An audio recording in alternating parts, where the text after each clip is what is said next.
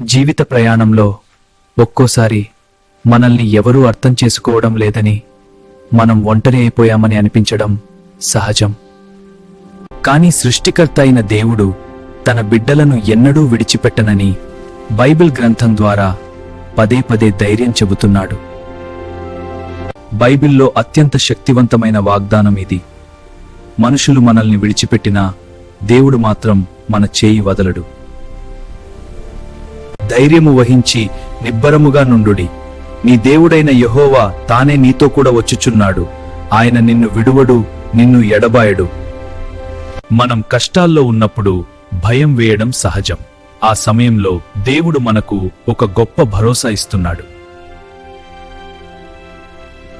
నీవు భయపడకుము, నేను నీకు తోడై ఉన్నాను. దిగులు పడకుము, నేను నీ దేవుడను.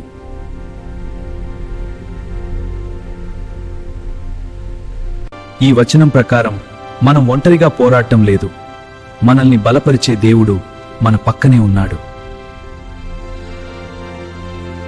జీవితంలో చీకటి రోజులు లేదా మరణం లాంటి కఠిన పరిస్థితులు ఎదురైనప్పుడు కూడా భక్తుడైన దావీదు ఇలా చీకటించులాయి నెట్టి భయపడనా, గాఢాంధకారపు లోయలో నేను సంచరించినను ఏ అపాయకు భయపడను. దేవుని సన్నిధి మనకు రక్షణగా, ధైర్యంగా ఉంటుంది. ఒక తల్లి తన బిడ్డను మర్చిపోవచ్చునేమో కాని దేవుడు తన బిడ్డలను మర్చిపోనని సెలవిస్తున్నాడు. బైబిల్ ప్రకారం మీ చుట్టూ మనుషులు ఉన్నా లేకపోయినా మీరు ఒంటరివారు కాదు.